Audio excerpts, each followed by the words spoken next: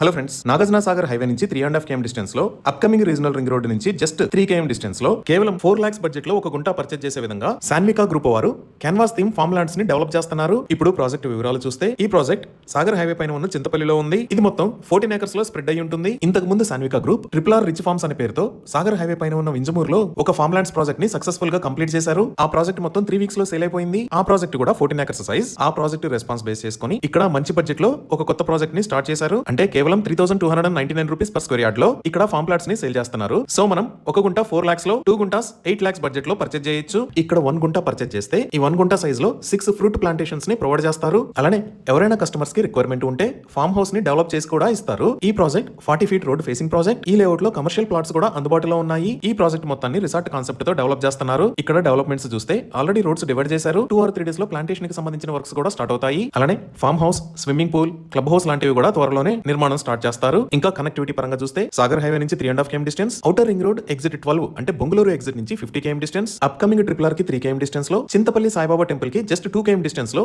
ఈ ప్రాజెక్ట్ ఉంది. ఈ డీటెయిల్స్ అన్ని ఒకసారి మనం గూగుల్ మ్యాప్స్ లో చూద్దాము.